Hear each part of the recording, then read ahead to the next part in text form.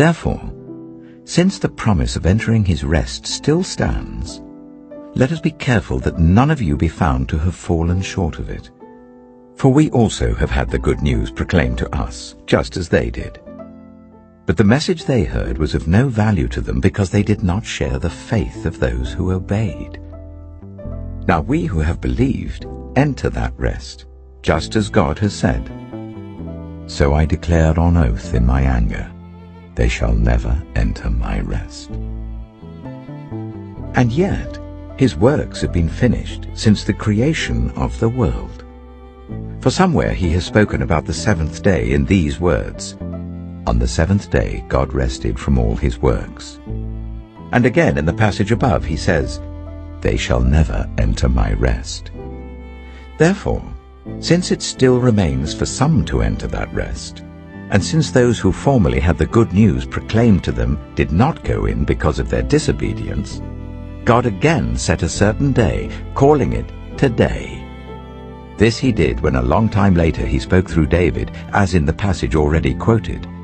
Today, if you hear his voice, do not harden your hearts. For if Joshua had given them rest, God would not have spoken later about another day.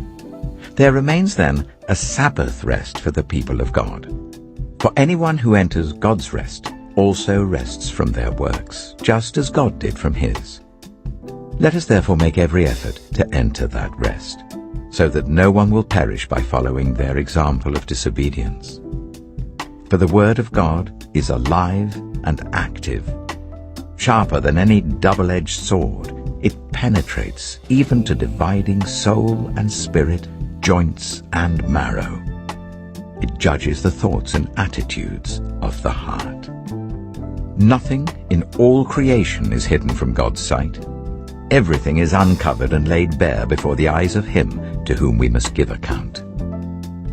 Therefore, since we have a great high priest who has ascended into heaven, Jesus, the Son of God, let us hold firmly to the faith we profess. For we do not have a high priest who is unable to feel sympathy for our weaknesses, but we have one who has been tempted in every way just as we are, yet he did not sin. Let us then approach God's throne of grace with confidence, so that we may receive mercy and find grace to help us in our time of need.